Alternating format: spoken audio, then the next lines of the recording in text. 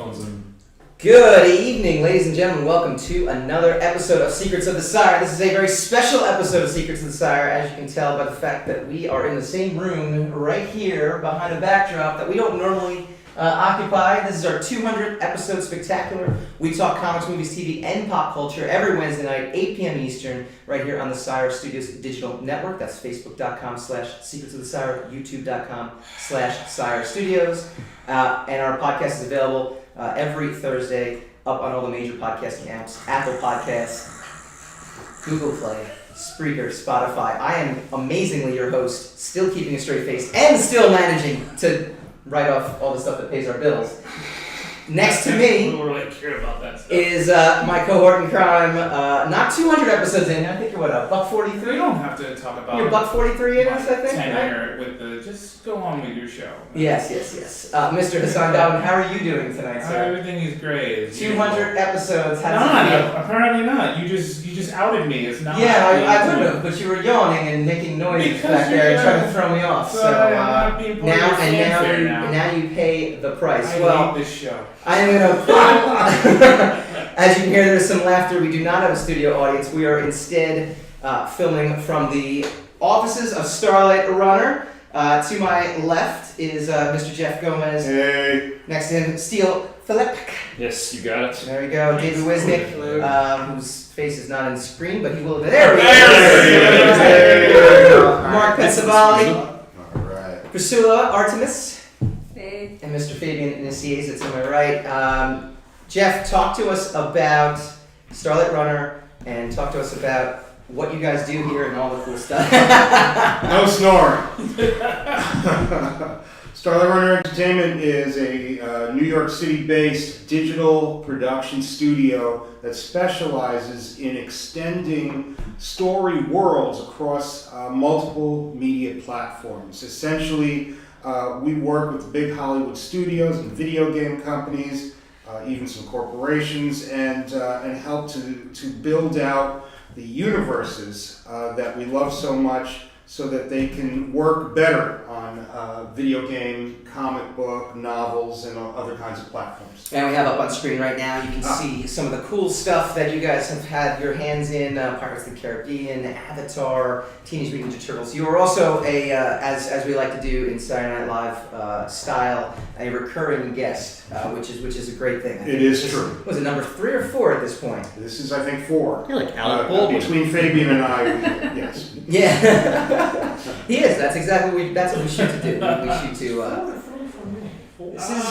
This is 3 for you. 3, yeah. I think you're a veteran. So now we got some new faces as well too. Do you want to introduce your team real quick? I know I introduced the name, but just maybe the roles and some of the stuff that they do. Sure.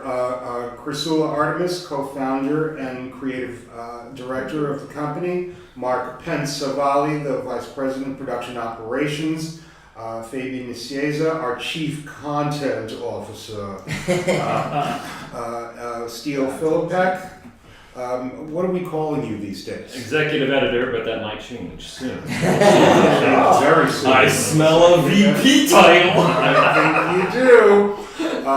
And David Wisnick is our production coordinator. He makes the networks click with itself. Very, very cool. Well, welcome for our 200th episode spectacular. Tonight we are talking Wonder Woman trailer versus Ghostbusters trailer. We're going to talk the Mandalorian. Versus? We're versing? Oh, we're versing. We're versing. Oh, we're versing. There's no versing. Ghostbusters wins. Let's go home. That ain't true. I just don't understand why we need the verse. Nobody's got this binary thing going. They like conflict. I like pitting people against each other in a blood sport, so we can determine who the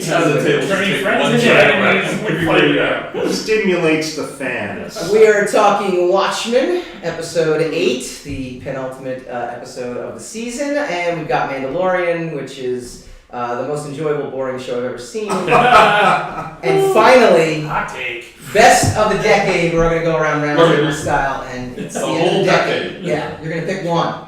One thing There that shall is be the one. our favorite Comics, of movies, the decade TV. rather than the best of the decade. Got it. Yeah. Which you think is your favorite? Be You think is the prepared. best? That's what we're gonna do. So Yeah, you think he would have told me about that so that I could at least prepare? I don't ever tell you. In fact, I tell you. In fact, I tell you I don't even want to know. I don't want you to be prepared in any way, shape, or Which is form. why I'm laconic every episode. That's exactly what Laconic. That's I was just thinking the same thing. What a Nice. great description for yourself, reading. Almost makes you sound above it all. All right, we start today, and yes, this is versus, okay? Because we've had Oh boy. 2 trailers drop at the exact same time, which was the Watchmen, the Wonder Woman 1984 trailer, and then it followed up with the Still don't have Ghostbusters the trailer. 70s Wonder Woman music though.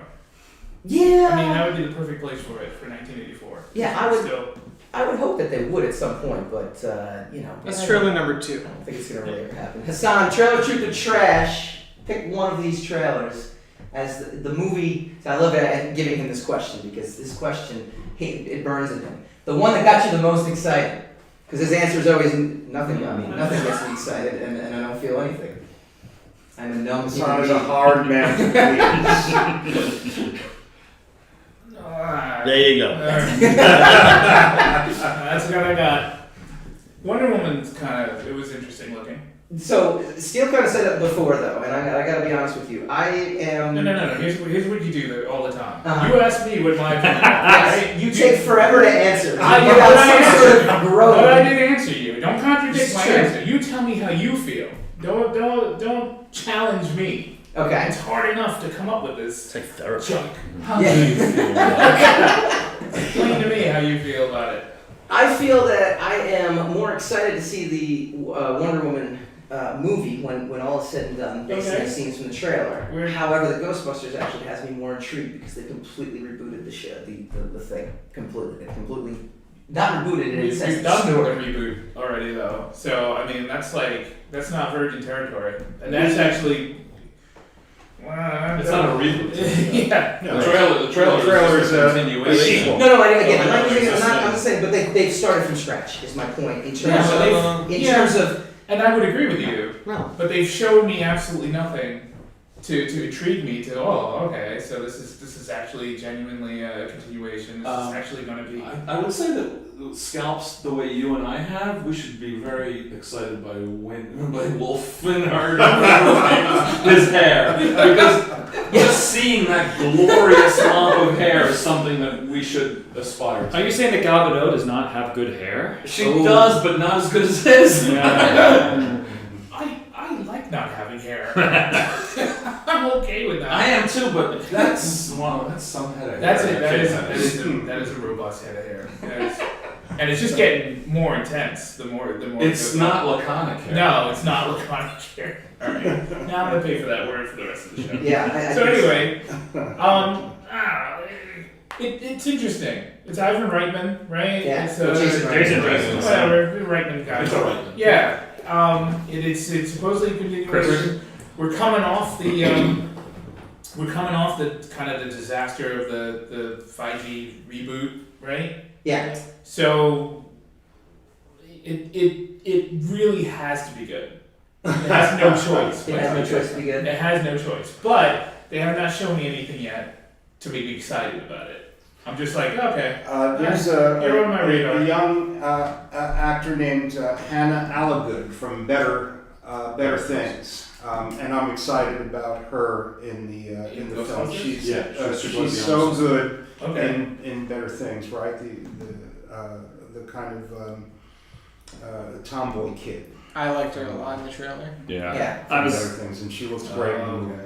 I was excited all the Easter eggs, the spores, molds, and funguses, the Ivo Shandor's mining company, the bucket seat, which is from the cartoon show. Yeah. You know, Is that from? that's from the cartoon show, that's- and from that's the a really toy. good- You that's a know, good move. it's look. I have no idea if this movie is going to be good or not, but It's got Paul Rudd. I was gonna say I trust Paul Rudd. Right. I trust him more than any him. really bad. I think the coins now say in Rudd we trust. Yeah. And the Wonder Woman trailer was fine, but you know, it's so weird because the last Wonder Woman movie I loved, and this trailer was fine, whereas the last Ghostbusters movie, was 30 years ago. Because I remember if there was this movie that came out in 2016. That was called Ghostbusters. Which they renamed that movie to Yes. signify that it is in a separate continuum that is different than this one. But that's the one thing that annoys me. This is Ghostbusters Afterlife. It Yes. does that colon name thing, which I hate. Ghostbusters 3, I don't need. They're not calling it Ghostbusters 4, that's Yeah, for sure. They should have called it Ghostbusters Far From Home. Now, Chris, I think you'll agree with me that we had a great time with the Wonder Woman trailer, and here's why, from my perspective. You see a superhero exhibit a tremendous physicality.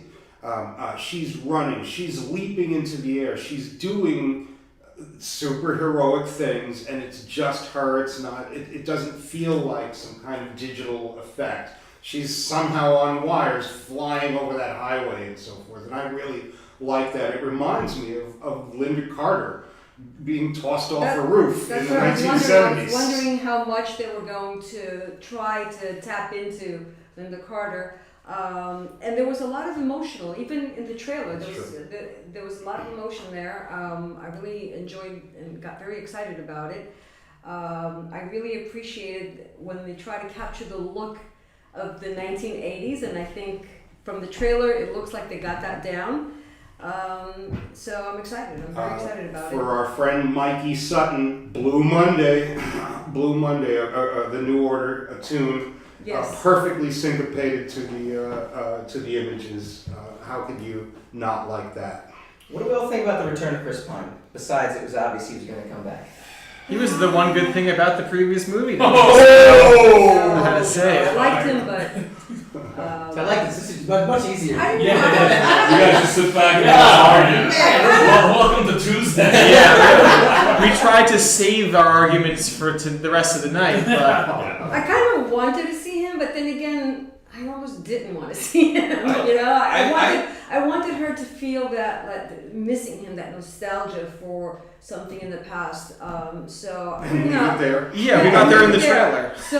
So I don't know. I'll have to see the movie and then It decide seems whether clear or not I like the idea. that it's actually him. Yes, I was surprised that they did that away so quickly. Yeah. But what I do enjoy a lot, and this goes for any time travel thing that I see, is when people from the past come into the future or the present and they marvel at things. Right. And so I really The fish enjoy out of that. water. I really enjoy that. Which is kind of parallel to the original movie when Wonder Woman kind of gets Right, into exactly, and witnesses exactly. what the rest The of irony is Very that good. he's a fish out of water in 1984. And to us, that's a joke because it's going to be funny, It's I still think. cool, yeah. It's I thought that the reason I have always a problem with the versus thing is because each trailer had two completely different reasons to exist and to do what they're doing. Right. Each of them, I thought, accomplished it really, really well. I might But they agree. have very, very different approaches and reasons for what they're doing. We are a polarized society, and You people know, thirst we're for only it. a polarized society when people like you polarize us. Blame the media. That's true. Blame the That's media. true. I thought the Wonder Woman trailer was a lot of fun and showed me that it might be a little more fun than the first one, which was good. Yeah. And the Ghostbusters trailer showed me that there may be a little more happening underneath than what you might expect out of a Ghostbusters sequel. So There was a true love for the story world. Yeah, I just wish that they had the Ghostbusters theme in the They're Ghostbusters. saving that. Yeah, I know. Aren't both trailers rescue trailers? Yeah. Yeah. One Woman trailer rescues us from See, the he crap said of DC. Wait. Okay, everything else out of DC was horrible except for the Wonder Woman film, so it's a rescue. Yeah. Ghostbusters, the last one, rescues us from that, so we could put that to the side. So Yeah. to me, the two rescue trailers, observed. and I've been rescued. Nice. Yeah. Now, I have a friend of the show, Victor Dandridge. He does comic book panel moderation, and he'll be doing some stuff with us in the new year, podcast-wise. He argues that Wonder Woman, for being a he hates me. I know. He hates my You're always selling. Just talk. Just always talk. be selling. Yes, ABS, yes, baby. very good. ABS. Like Abbott Costello. That's how we did it. No, so he actually argues though that Wonder Woman, for this being this feminist icon, that Wonder Woman, the first Wonder Woman movie, actually fails to be a feminist movie.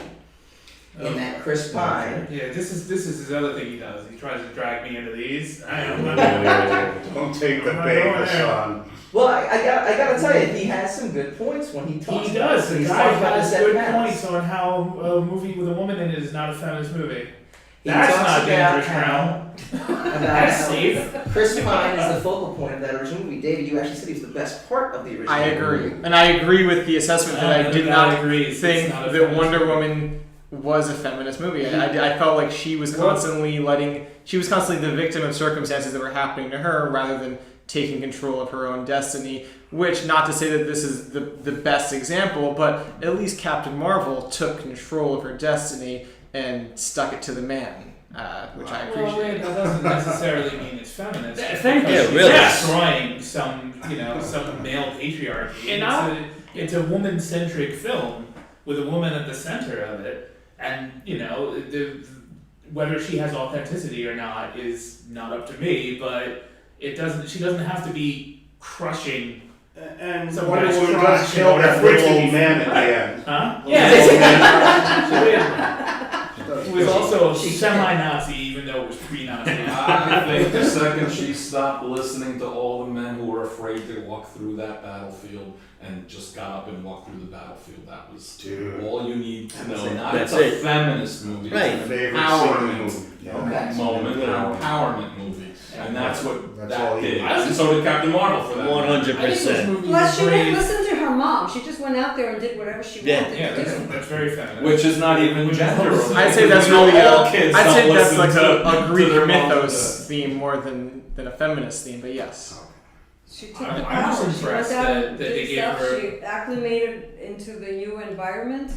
I That just think it's awesome she to get had a love interest. no idea what it was. Because she does. Wow, I mean, Wagner. modern. Why are you ignoring the only female in the room? What are you doing? Oh, look at you. Wow. Jeez. Everybody knows what he is. So I'm not gonna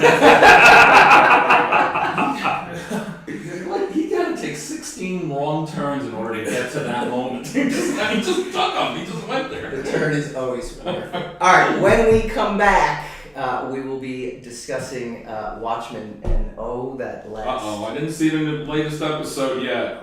Oh, you didn't? Could have I'm just gonna faked put my finger. I told you I just downloaded it. I'm gonna watch it on the way home tonight.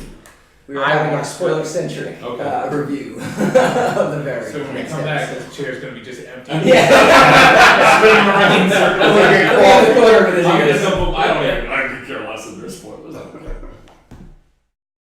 Check out the all-new Sire Studios website, SireStudiosInc.com. Find all your back issues for The Sire, Mainstream, Undone, and more. And be on the lookout for news and announcements, convention appearances, and brand new podcasts coming to Sire Studios. That address again is SireStudiosInc.com.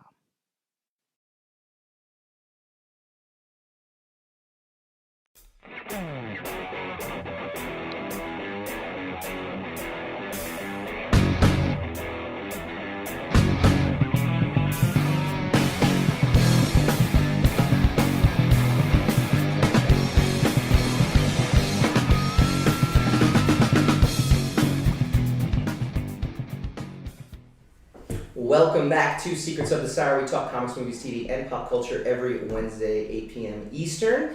Secrets of the Sire is brought to you by all of our beloved patrons, dedicated fans Tom Osa, Craig Caruso, Einar Peterson, Matt Byer, Ashley Haikai, Omar Morales, Brian Phillips, Steve Hovecki, our program director Stephanie Dolce, and as always our Uber fan Christina Dolce, who's my wife, who allowed me to be in the city this tonight instead of taking care of kids.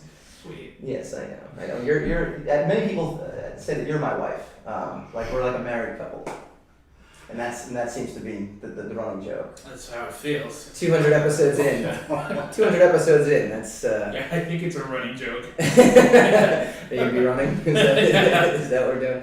We are, as we mentioned, we are broadcasting from the Starlight Runner offices. Last segment we talked. The pretty awesome Wonder Woman trailer, the pretty awesome Ghostbusters trailer. Tonight, next moving on, we are talking about Watchmen. Watchmen, mind you, Hassan, you kind of mentioned before. You're like you're kind of turning a little bit on it. You haven't been the biggest fan. Let's say. You know what? I've not been not a fan, Mm-hmm. but I just haven't seen what the purpose of it was. You know, like I didn't see the innovation of it yet. Like, why does this have to be a Watchmen show Yeah. with all the stuff that's going on? And this episode actually, like, oh, okay, so that's how. It's still front loaded and Lindelofy, so it is. There is that. We'll go into detail like now. What about this particular episode? Be as very specific as possible, as Fabian hasn't seen it yet. Please. I like the intricacy of it. Yeah. And I like that it was. I like the way that they basically revealed all the supposed questions that they had asked. Yeah. Even though I don't think the mystery was that intriguing personally, but they did a good job wrapping it up. There's one more episode left. Great. They explained where Adrian Veidt is. I told you he wasn't on the moon. Yeah. Monkey. He was on a moon. He was on a moon. But he's not on the moon. Okay. That's all they do. Parse. Do not parse. Moon, Pennsylvania. Moon, Pennsylvania. And I mean, it was when they revealed the Dr. Manhattan thing at the end of the last episode, I was done. I was like, this is the dumbest revelation That was the I've most ever seen. Lindelofy thing. Yes, I've it seen was on the show so far. extremely Lindeloffian. But at least he's revealing these things in the first season. Normally, I would expect him to reveal that in season 3. My issue with him is that the entire show is loaded with these questions, and the answers to these questions aren't intriguing. It's just a question. The whole show is a question. So it's like what, and then when you get to the answer, it's like, oh, all right. Welcome to the wonderful world of Lindelof TV. They actually did get me with the Dr. Manhattan being who he is. But that's the thing. They never asked that question. They never. They did hint at it though. There, if you look back, there are hints that he is Dr. Manhattan. It doesn't matter. They never asked you whether Dr. Manhattan was one of these characters or not. So it's.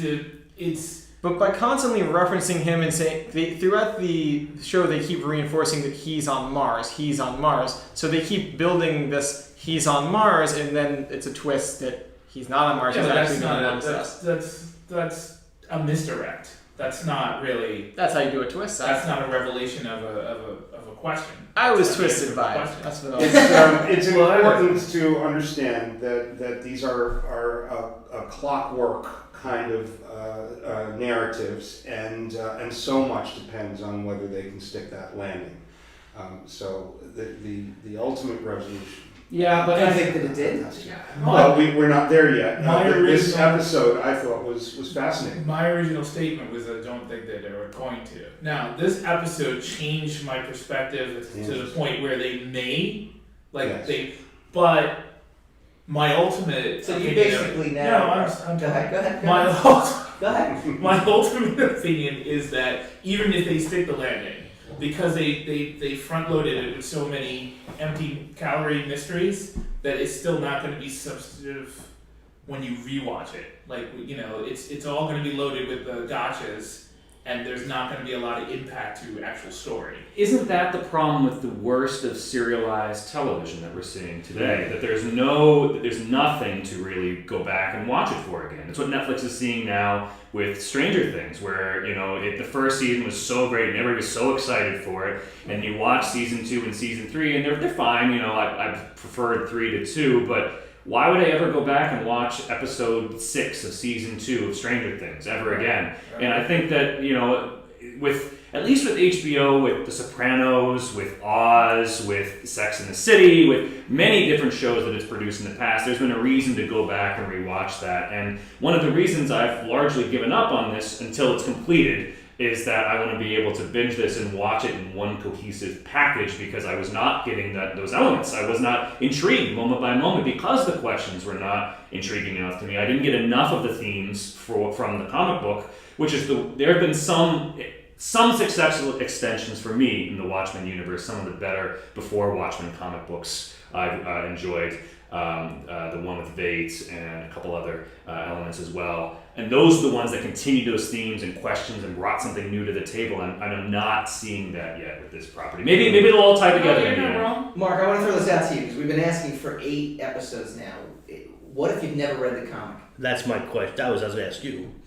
Okay, so would someone watch this show if they know nothing about I watched an episode. I have no interest in watching Not at all. only have I read the comic, I worship that as potentially. I would throw that out to anybody as I've never read a comic book before, and I want something that is of substance. I think that someone could watch this show without having read the original comic. I think that if there's one thing the show has done a good job of, it's presenting the information you need to know to understand why this world is where it is right now. They've shown you 1940s stuff. They've shown you or explained what happened from the actual original comic. Mm-hmm. So I think that they've given you as much as you should need to just watch this show and Which, the characters. by the way, is exactly what Alan Moore's story did about the Minutemen. Yes. It was a sequel to a comic book series we never read, and many references were made to the Minutemen and all kinds of other history behind it. A little insider element. One of the critics who both loved Lost and began to criticize Lost was Jeff Jensen from Entertainment Weekly. I noticed him. He was the co-writer of this episode. Today's episode, Look which at that was guy. He's moving technically one of the most complex episodes of the series. And by the way, he is a narrative designer. His credit is story editor in this series. But Lindelof, in approaching Jensen, acknowledged that Jensen was largely right in his criticisms of Lost. They didn't plan out that series. They didn't design it from the get-go. And so he said, listen, come aboard and help me friggin' design this thing, because it needs design if it's going to emulate the series at all. That's what makes you crazy about Lindelof, because he's so aware of his mediocrity. He's not arrogant about it, you know. He's very humble about it. I'm okay. I'm just okay. I've got to be honest with you, and we talked about the same. I'm okay with that. He knows he's a used car salesman. Whoa, whatever. Well, he's still no, but in Lost, I'll elaborate on that. This is mediocre and no one says I know, that's David Coulson Because he's selling the We are all about the hot takes, so keep them firing. That's what pays the rent. In Lost, I felt that there was. It's not going to pay Starlight Runner's rent because Hollywood's going to stop hiring us. But he did in Lost. They didn't know where it was going. The polar bear. That's when they lost me. They were throwing out this literally episode. No, that was like episode 3. Oh, sorry. Yes, and they did lose me.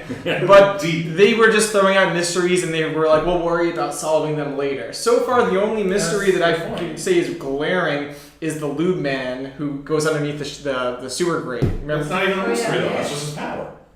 Yeah, but what's his deal? Right? What's his deal? He was there for a reason. It's We're gonna find out. Like the formula to the whole thing is literally that scene in The Force Awakens where she's like, "Where do you get this lightsaber from?" And it's like, "I'll tell you later." Yes. That's literally like the entire that Bad Robot's entire formula, in my opinion. But more importantly, in Hassan's opinion, all alone, who is just a visitor here at Starlight Runner and does not represent the company. This is our 200th episode spectacular. For this hour alone, we own Starlight Runner. That's it. There you go. What a race. Disclaimer. I do think that there is a beautiful design sensibility to Watchmen. I like it. I think it's very bold. I feel like it's part of the comic book. The movie, it's like, I don't care if I never watch it again. Yeah.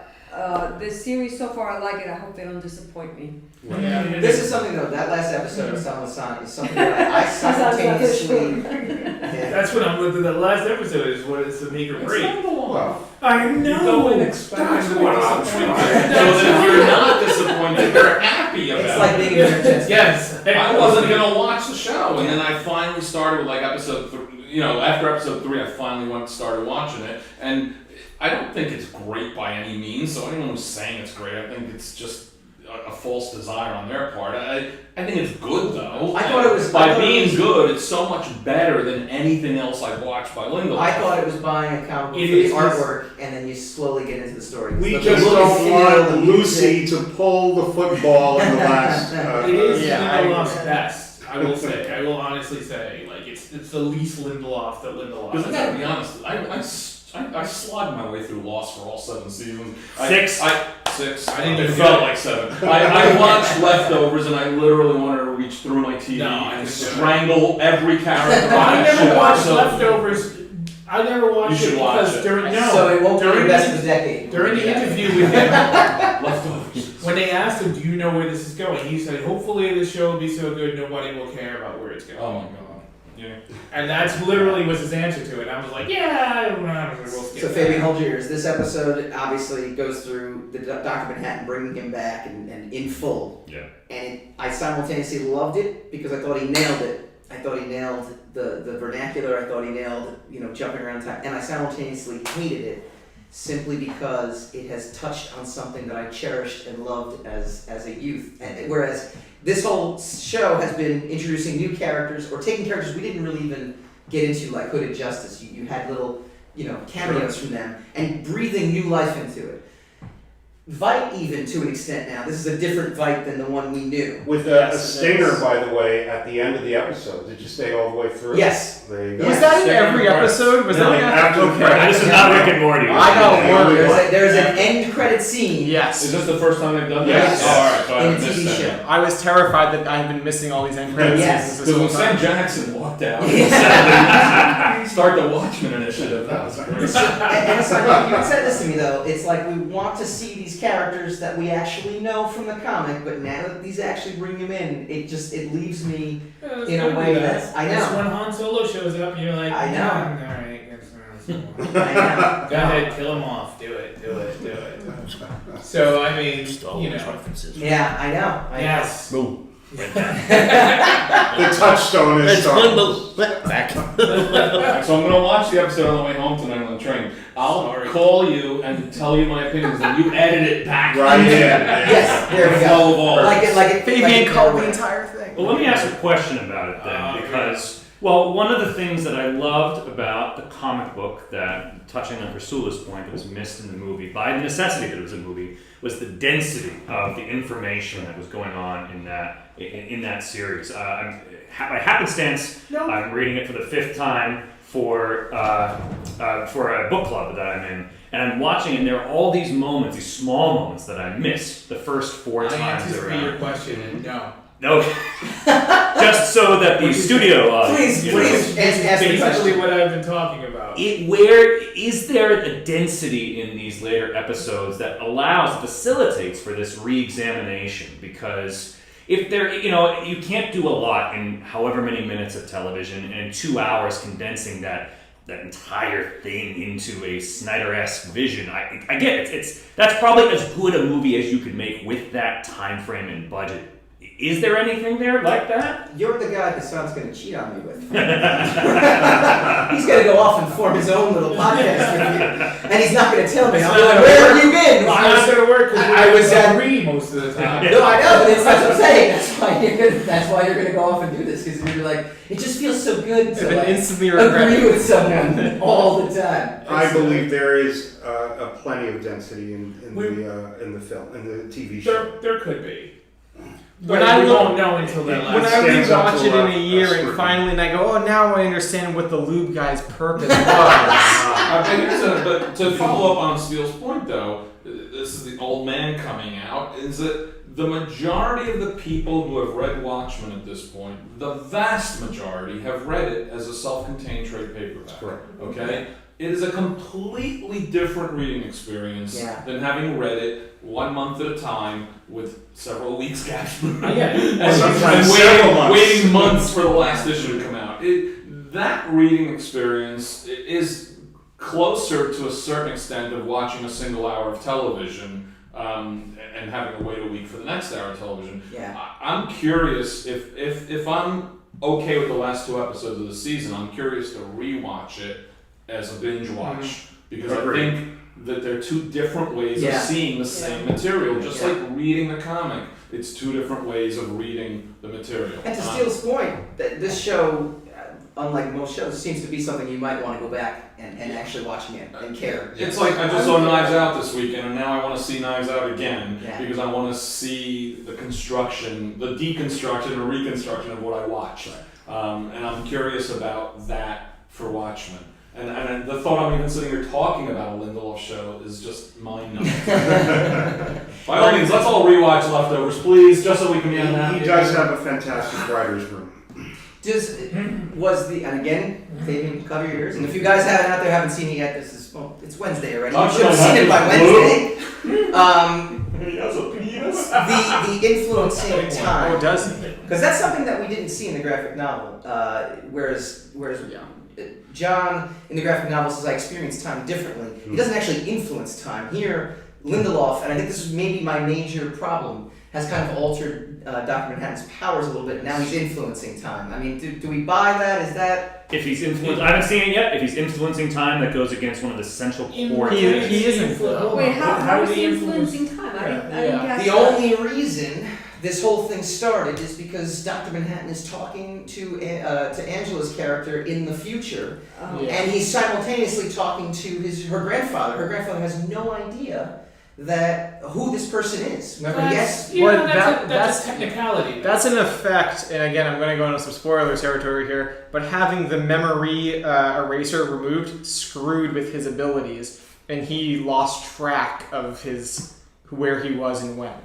I will say that, he is the difference maker in the entire series, in every aspect, because every other superhero, with maybe one or two minor exceptions, are regular individuals. He is the superpowered individual that has to follow a very specific physical guideline. And if you have a reason to explore and change that, great. I've read, like I said, I've reread Watchmen 5 or 6 times now, and he is the most difficult thing for me to wrap my mind around in that piece. Not in a good or a bad way, but the thing that I always question, because it speaks to the determination and free will and the little aspect of time and immutability of it. So if they change that, that's a big. I don't believe they're changing. not I think that this television series is both a sequel and a remake, and that very similar circumstances are happening to Dr. Manhattan this time, as did when Ozymandias pulled off his plan,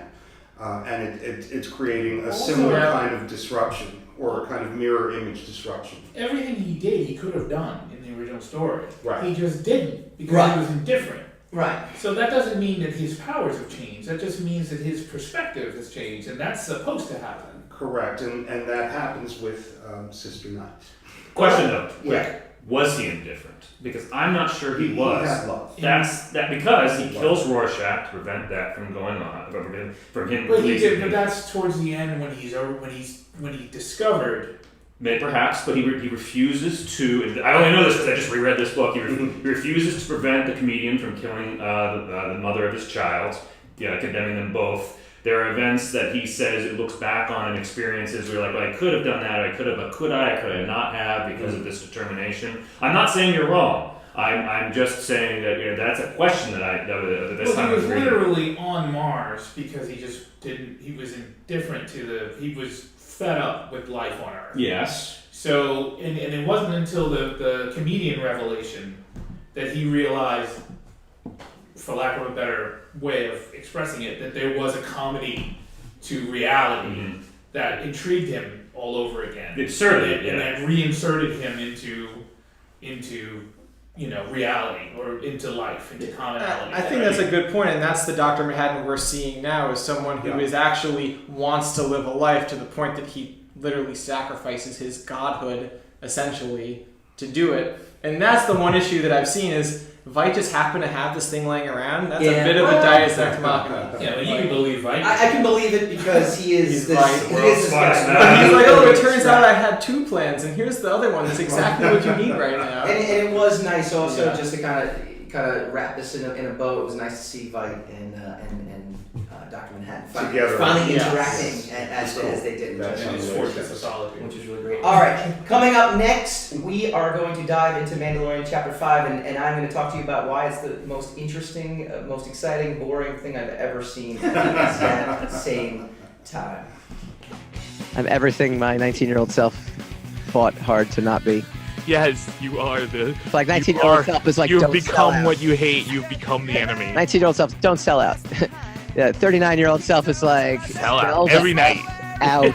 Like, sell it out, baby. First sign of trouble. First sign of trouble. Sell out. Great sign.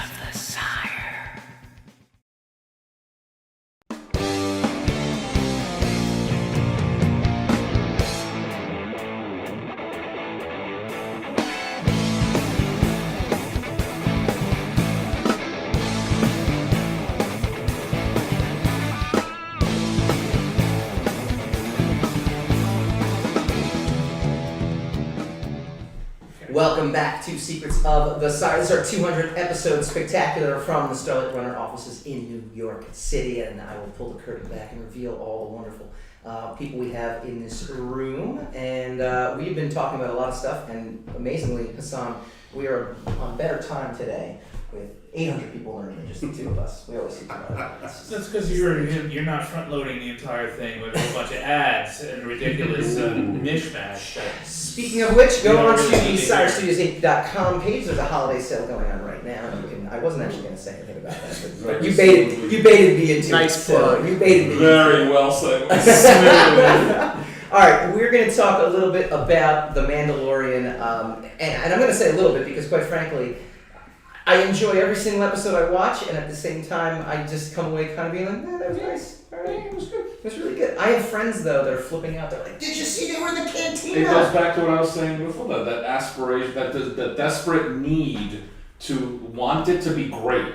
Yes. Even though, of course, it's not great. It's good It's though. very enjoyable. And if you get good Star Wars on screen, that is 100% better than any Star Wars we've gotten on screen since 1979. It's true. 1987. What was Empire Strikes Back? 80. Jeff, that's another contract we won't be getting. No, only a Sith deals I and like Return of absolutes. the Jedi. Come on, the first 40 minutes of Return of the Jedi is... Sandwich The on one with the Muppets? Yes. Okay. Sandwich on Everybody. So listen, just to get meta for just a moment. What's interesting about The Mandalorian is that Star Wars had hit some bumps in the road. No. Mr. and- Diplomacy. Maybe we're one to be hired by Lucasfilm, so let me not rip this franchise to shreds. Be nice. Shots fired. And it kind of started with a relatively small, angry bunch of fans. And those flames were kind of fanned, I have to say, by Lucasfilm Disney. So there was this conflict that turned it into I didn't play that this one. forest fire, which ultimately we feel, just based on our tracking, did in fact impact things like box office and certainly licensing. The toy sales, all that stuff began this decline as a result of a kind of low-grade animosity that leaked out into the general public, whereas most people would have forgotten the Last Jedi. No, that's Hold on, just to finish the point. Starlight Runner is about transmedia and about the fact that extending your intellectual property across multiple platforms and doing it well can kind of bulletproof your franchise.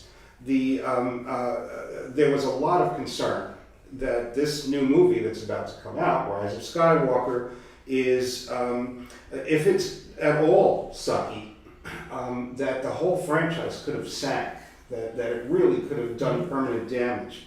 And here, wisely, Jon Favreau and Dave Filoni, who truly do understand Star Wars, create this series, put it on TV, effectively. It's streaming on Disney+.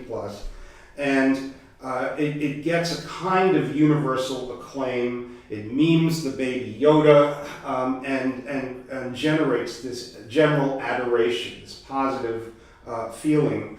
And so my feeling is that even if Skywalker underperforms, that Star Wars will indeed persist. And that is something that we as a company, seriously, we do advocate. Whether fans,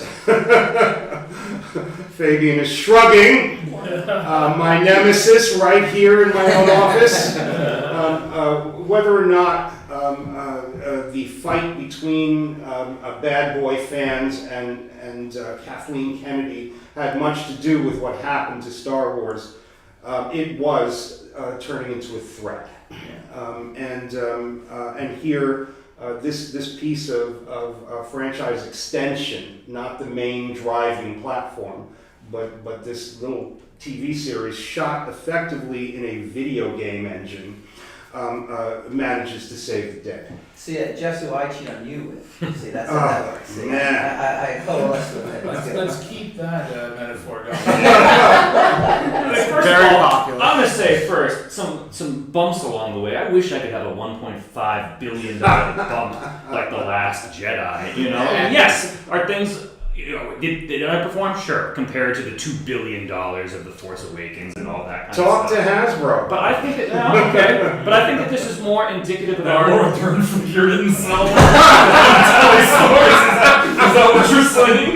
They still have it in GameStop right now, so. I mean, this is more indicative of a culture now where everything is either the best thing in the world or the worst Right, thing in yes, the world. Has right. to be You know, great. It can't yeah. just be good. Coming up next, we want the best thing. Yeah. First of all. The last Jedi for me was a B- movie. I didn't love it. I didn't hate it. It was fine. And if you ask me about Ghostbusters 2016, I'll admit it was fine. It wasn't great. It wasn't bad. I joke about it, but it's only because I love the first two so much. And The Mandalorian is good. I enjoy it. But it's there are moments, and anytime Werner Herzog is on screen, you know, in anything, He's you know, awesome. yeah, it's like when Maggie Smith is on screen in Downton Abbey, like, you know, all right, give it to me. But I think that. Maybe it is a little boring. This last episode was the first one that really made me hesitate. You know, I liked the first three a lot. The fourth one was fine, but I'd seen it before, but it was still like fun. You know, it's like, so bizarre. So this was the first episode that I had to watch in pieces, just because the time of day I got cut up. So you had to split up that 32 minutes. I did. I literally had to split up 32 minutes because That's how I had to things. do. That's how I had to watch The Irishman. And there was part of me though, when I did do this, where in for other shows, I would be like, oh my god, I gotta get back to that. And I'm kind of, it's there when I'm ready for it. Look, and then when I sit down, I go, this is nice. I think it's been a fine show, and I'm not a Star Wars fan. I agree with everything Jeff said in his monologue, but I also disagree in that it is, as always, imparting a ridiculous amount of importance to the moment and our time now. Because if you really want to be honest about the franchise, when Return of the Jedi came out in 1983, do I have that year right? yes. A huge amount of the audience was disappointed by that release. And let's not forget the 3 Lucas prequels, which were universally despised. No, that's too strong a word, but universally shrugged. Disappointed. Okay? So this franchise has been this for 30 plus years. It's not because a bunch of man boys got mad on the internet. It's not because Laura Dern was an important character in the movie and she stood really well on the bridge of a ship for 3.5 hours while it floated through space at 2 miles an hour like a Prius. The truth of the matter is that this is the franchise. So if you get a good show like Mandalorian, which is being presented in easy to digest snippets of entertainment, I said that. and every single episode you watch is a trope that is fundamentally a part of our DNA because it's an episode of Have Gun Will Travel, then you're comfortable with it, and it is comfortable. So that's why I'm enjoying it, because it's comfortable. Right. Because there's not a single Star Wars movie that has made me comfortable since Empire Strikes Back. So that's why I'm gonna enjoy it and keep watching it, whether it pays off or not, whether it's great or not. I'm just gonna keep watching it. Well, the recent movies made me so comfortable, I fell asleep. Me too. I've fallen asleep in every movie that's come out in the last. Me too. I've been tasked with Solo. keeping Fabian awake during Yeah, Rise you of sat the next to me when I'm after Watchmen. I've been there twice. Did you fall asleep? No, because it's 2 hours.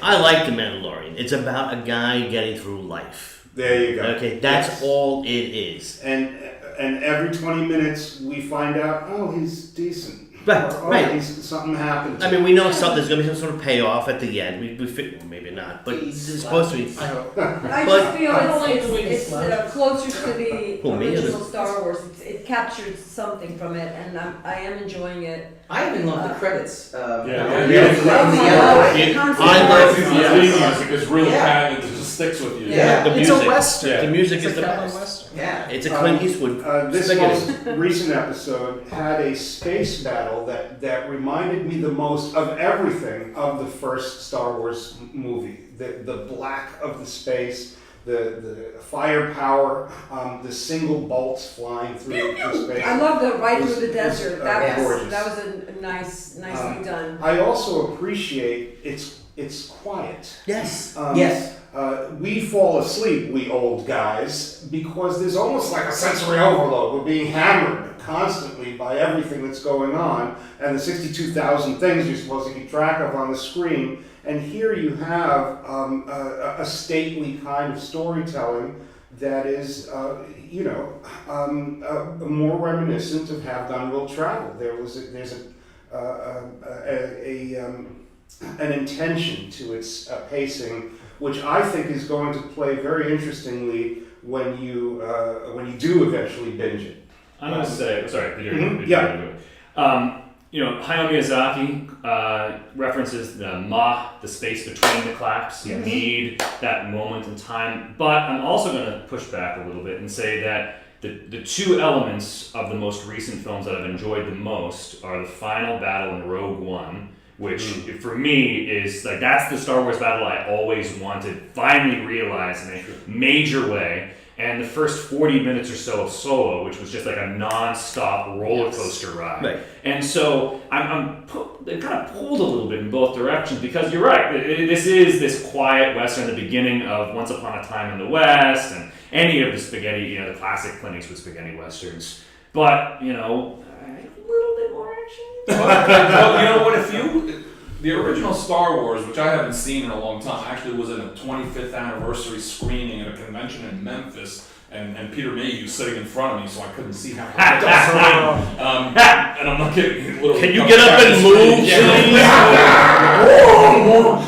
that when I was rewatching that movie for the first time in a while during that 25th anniversary screening, I was stunned because I forgot how glacial the pacing was by today's standards. Yes. So in some ways, Mandalorian's pacing has a little bit more of a throwback to the quiet that first movie actually. That's right. And New Hope is amazing. And think about the sound and the fact that in the recent movies there's layers and layers and layers of sound. Non-stop. Whereas to hear R2 do his thing in the middle of a desert, in the quiet, you really appreciate the richness of that effect, and it's I wish these. It's a verisimilitude. Yes. But what were the two Star Wars movies that you mentioned that got you those scenes? What was the first one? Rogue One. Okay, and second one? Solo. All right, so none of the series outside the series. Of the most recent movies. That's what I'm saying.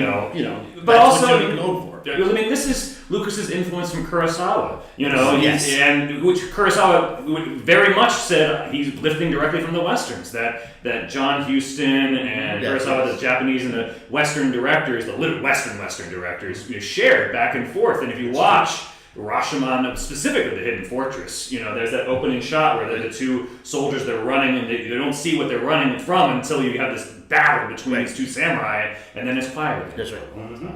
And in The Mandalorian, he gets the shit kicked out of him. I like his vulnerability. That bothers me sometimes because they keep calling these guys the best mercenaries in the galaxy, and Boba Fett gets eaten by a giant sandwich, and Mandalorian gets thrown around by a rhino. I mean, what's the sense of having that armor and all those weapons? But Boba Fett just borrowed the armor. Is that correct? He's not a Mandalorian. Well, that's not armor canon. Oh God! Do not go Star Wars. He's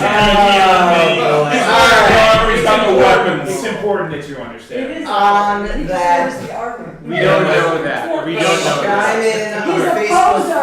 feed, chime in on the Boba Fett is a YouTube poser. feed. I'm sure there's a lot that's been going on here that you guys want to comment on, and we will comment right back to you. When we come back, oh yes, it's the best of the decade.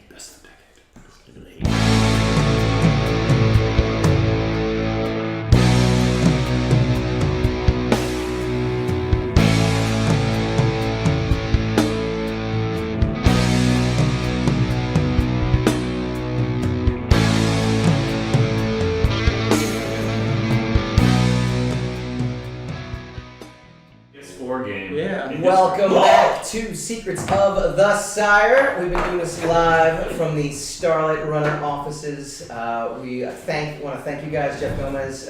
Thank you for having us. And just quickly tell folks a little bit where they can find more information about Starlight Runner. Sure, starlightrunner.com. check it out.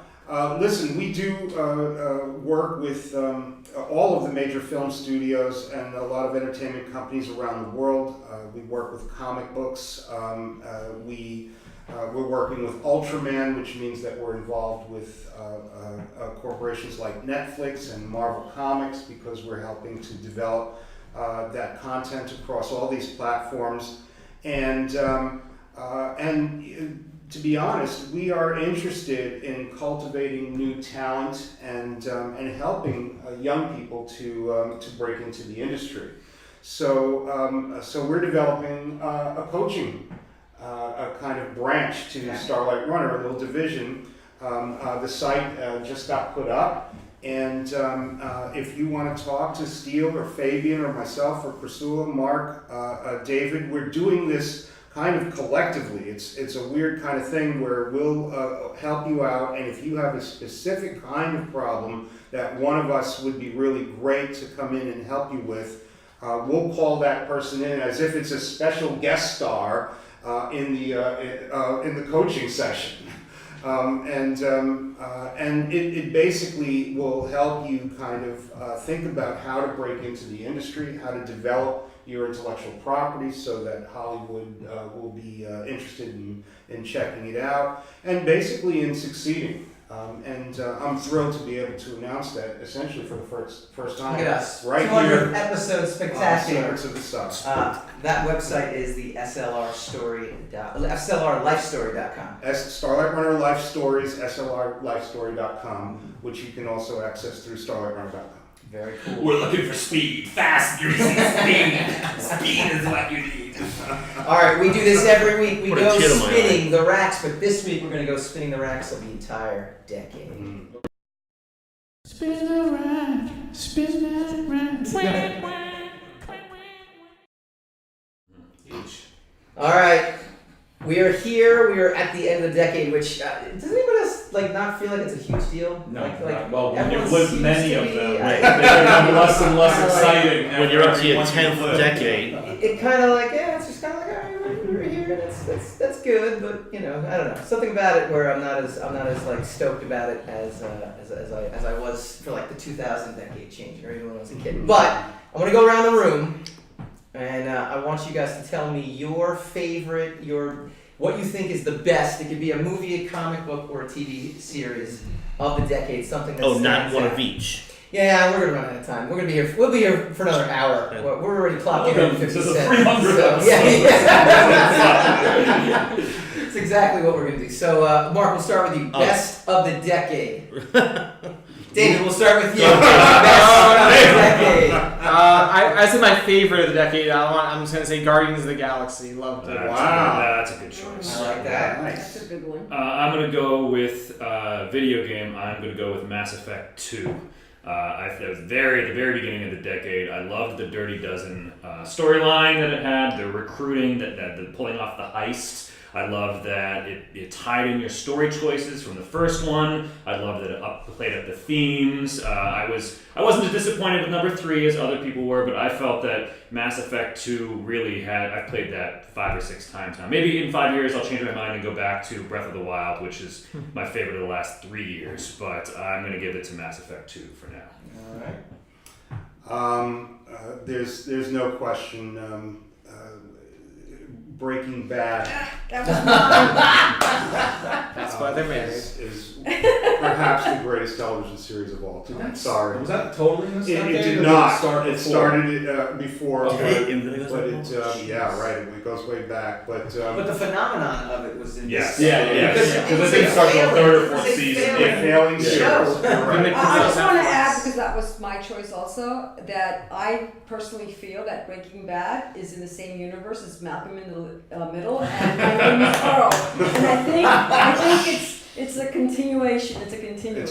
Very much so. And It's a reboot and remake and sequel, just like Watchmen. But is it better than the Wonder Woman trailer? That's the question. No. No, and I think we ought to consider as a coda to Breaking Bad. What's the name? Better of it? Call Camino. Or El Camino. El Camino. simply because the addition of that story actually alters some of our perceptions of what happened before, and makes it clear what it is that Walter White is, and it's very much. I really liked El Camino. I gotta watch it again. It's gorgeous. I don't know what people were expecting out of it. It didn't seem to generate the buzz. I didn't hear any buzz about it, but it was really well done. Absolutely. And did what it meant to do, Yes. which was to crystallize the series. Breaking Bad. Okay. Oh, we'll go back to Mark this time. So we'll swing up this way. Okay, TV Spartacus for me. Wow. That was awesome. Cut. That was a show. That was a show that did very well in the first season, and then lost its lead actor to That's cancer. right. That's was right. able to create a 6-episode mini spin-off prequel while he was in recouping, and it didn't work for him, and then continue the series, bring in someone else, and that was successful. So to me, that was a great series. It was the greatest Dick Sargent. Feet. Dick. We already did Breaking Bad. No, come up with a number 2. You can do it. Yeah. What? Yeah, don't let him take the photo. So yeah, Breaking Bad was my favorite in the past decade. I enjoyed, and I still do. I'm a Vikings fan. I love Vikings more than Game of Thrones. I know what to wear next Halloween. It probably ended. I there, think right? Vikings has like the best battle and fight scenes that I've ever seen in any movie or television series, and I love great battle scenes. And they really go all out. The costumes are great. The politics are interesting. It's somewhat loosely based on history, which I enjoy. So yeah. I'm a latecomer to Vikings, but Chrysula converted me, and now there is a Vikings universe because there's going to be a sequel series. There's the football team in Minnesota. They're spreading it across multiple. Talk about Transmedia. There's a few stretching out all over the place. Don't forget about the Fran Tarkenton bio. There's that too. That came out. A few countries. Hassan, please break the fourth wall. Get us out of this. Fabian, what's your best of the decade? I probably Captain America: Winter Soldier. Oh, okay. I got a feeling that was going to be the here. best superhero movie that's ever been made. Sorry, Superman. No. Into the Spider-Verse. Yeah, I really had a hard time deciding between Guardians and I thought Into the Spider-Verse was a lot of fun, but it's still a cartoon, and I'm a 58-year-old man. So I'm not as Who interested made in cartoons comics anymore, his even entire a well-named So one. in doing research Captain America: for Winter this- Soldier was just the best structured, best written, best directed superhero movie that we've ever had. It was gorgeous. Yeah. There's no question about It it. stunned me. It surprised me. It elevated Marvel Studios' game completely. I think across the board that movie did more than anything else they've done. Our fantasy of how superpowered dudes would behave in the real world with real world physics was best dramatized, I think, in Captain America. I am a big Captain America guy. Yeah. Clearly, I have been in my career, having had the opportunities to write him, and I just thought it was an excellent depiction of the character, and elevated his game and what you thought of him as a character, the actors, everything across the board. The movie gave Captain America to the world because Captain America stood up on film and said, something's corrupt in this government. And I'm not going to stand for that. Half of it is Hydra, apparently. We're going to Who currently is? So there you go. Before we go to Hassan, Luckily, we have Mitt Romney now playing the role of Captain America. in researching for this President Robert episode- Redford. in researching for this episode, Into the Spider-Verse made a lot of people's lists as the number one, and The Leftovers actually made. A lot No of way. No way. Who are your I viewers? just thought I'd throw that out there before Hassan goes. I might out Priscilla and say that she enjoyed the I was watching it and then it went nowhere. I saw that Very coming. annoyed. It went nowhere. I know. We're like abused spouses. Mike, I've had people come in line and hand me a comic book to autograph and tell me that it's the single best comic they've ever read in their life. And I look at it and go, that's the single worst thing I've ever written. And that's saying a lot, right? So there's just no accounting for taste, is there? Hassan, your best of the decade. Game of Thrones. Wow. That's a good call. Yeah, no, I agree. That gets a lot of unnecessary flack because Only 'cause I Thrones. agree. I agree. I agree. As a decade-spanning show. Yeah. I liked it. It was It's an okay show. It's a good show. It's a really good show. It upped the game of cinematic television. Where we are now in streaming is 90% of Game of Thrones. Yes. But it introduced me to Song of Ice and Fire books, which predates this decade. But still. Yeah. But don't worry, they'll be going on. Well, one of them did come out this It's decade. never going to be finished. One of them Are you did- square, Hassan, with the finale? Oh, yeah. It Yeah. can be good. I think it's inexplicable why they rushed it. Yeah. I think where it ended. Very inexplicable. But I mean, yeah. There's another bunch we're not going to get any. Why not? Yeah. Why not? Well, neither of those two producers. Why not Except for express Netflix. that then? You know. Why should they? They don't owe you an explanation on their budget. I don't know. They don't. It doesn't matter to me. I don't care. I don't know why it was rushed personally. But I don't mind where the pieces landed. Okay. So. I'm actually But I- kind of with you. Yeah, but I think I that agree season, I think there's some really great stuff in that Yeah, season, that's right. but I think the unfortunate thing is because of the build up from the first 4 seasons Mhm. and the 5th one. I actually like the 5th one. Where they dropped, I mean that's another one that was, but it wasn't as front loaded as say Watchmen because it actually had drama with the questions. Right. Yes. Most of Watchmen doesn't have drama. The drama is the question. Mm. Game of Thrones had questions, but there was drama that almost distracted you from the questions. And so when they were finally starting to reveal things towards the end, you were like, well, we're actually covering some stuff. Like, Right. we're actually getting to I the think that bottom of some surprises things. a lot of the audience, which could lead to some of the queasiness a lot of fans had with that last season. They're getting answers, and a lot of fans aren't used to getting answers. Right. And they've spent so much time speculating about the questions that ultimately no answer is going to satisfy the totality of the Right, audience, that's right? another So series. they start getting angry if it's not their answer, right? Exactly. But that's not the storyteller's responsibility. What's you know? funny though, you mentioned this in one of our previous segments though too, the span of time between a week. I think it was episode 3 or 4, I can't remember what, I think it was episode 4, where they basically had 2 episodes joined in some sort of weird surgical, operation where you literally watched the fallout from them finally defeating, the White Walkers and attacking Cersei, and it was all in the same. It was like an hour and 45 minutes. They literally, all they could have done was broken that into 2 episodes, and I think that would have It fixed. started to take a lot less time to travel and less Right. Yeah, I'll see you by 3 o'clock this afternoon. I mean, it's incredible. Literally, just cut that episode in half, make 2 40-minute episodes, and I feel like that alone. I think those guys got let down. I really do. I really think that they went into that with the understanding they were going to be adapting these these mega volumes of material, and in 10 years the guy Agreed. stopped producing Yes. more Yes. material. Laying And it so out. now I think the showrunners get a tremendous amount of criticism that they don't deserve Yeah. because Right. they were adapting Right. Right, the they don't want existing to do material. right. And frankly, it's the responsibility of the author of that material to finish the effing material. It's as if they didn't do it. weaving an elaborate tapestry.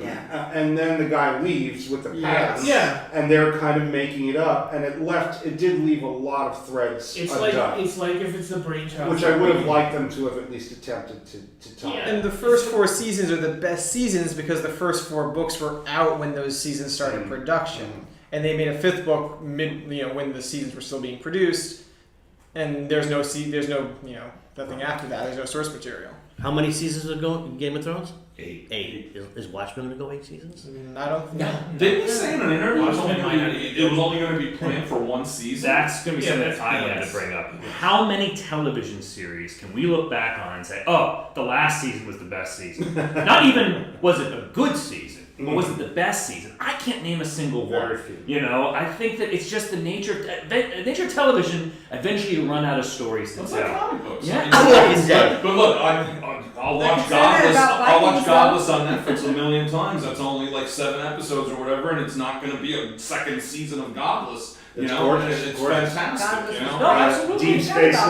Nine, that. which Fabian is a big fan of, had a fantastic final. yes, the last 4 through 7 were far better than 1 through 3. Right, but it's true. We've named. Okay, so I could say maybe Futurama for me. The Simpsons have been going on as a zombie for 23 years at this point. Wait, you thought the last season of Futurama was good? But the first better than the last. The Comedy Central last Simpsons season? been going on for 23 years. I instructed my staff to say only nice things for this entire I thing. think The Expanse is fantastic. I'm I actually. gave up on Vikings. I gave up on the Season 3 Expanse. of They The just Expanse. was it? I've watched season 3 of that show. Maybe it'll be the best of next decade.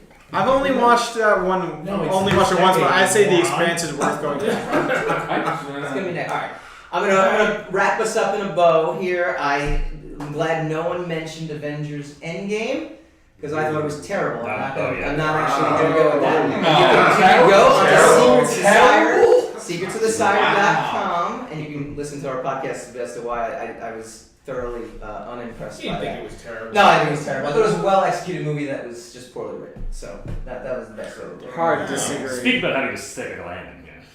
Avengers Infinity War, though, however, to me, I think is Endgame was really good. is one Yeah, of I the thought Endgame was better than good. Infinity War. I don't think it. I think they're different part of a movies. whole. I think Infinity I War. don't think it maybe- was separate movies. I think I'm it with you was on that. two. Oh, see, I don't- Infinity One War. was I thought the one first movie. 5 minutes of Endgame was the end of Infinity War, and that was a completely separate movie that you watched. Oh, that's alright. They even said that on the audio track. Yeah. They said that, but Yeah. and that's okay too. But it's still a one piece because it's like reading the first 3 issues or the first Infinity Gauntlet or Infinity War miniseries, and then reading the next one. I would sit there and tell I you thought they stuck to Infinity it really War damn for well. me, because unfortunately, or maybe fortunately, I didn't, I wasn't of age to see Empire Strikes Back in the movie theaters. Was the equivalent. calling me from old, a- Mike? from a Are you social- saying I'm fat, Mike? No, just old.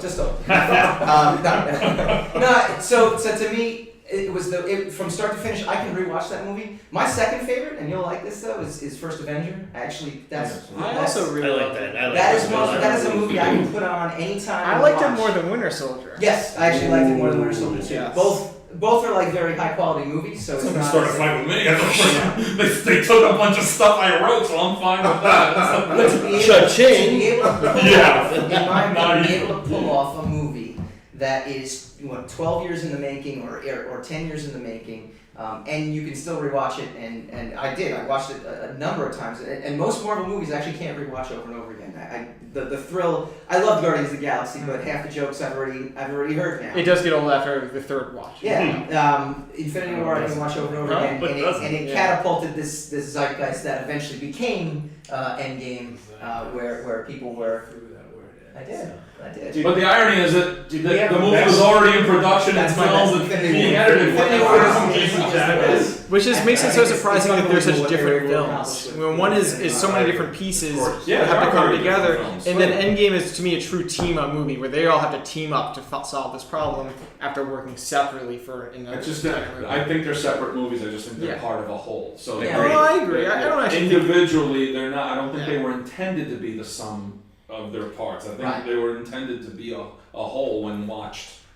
When you see both. I'm not sure if it matters in the end of the day. Just if you watch it, you're like, Your opinion will change on some of these movies in the future when you take your boy to see them. Let me tell you, True. and he Yes. walks out of. My son walked out of Endgame crying. Yes. As a 15-year-old guy who will rock you up, tears in his eyes.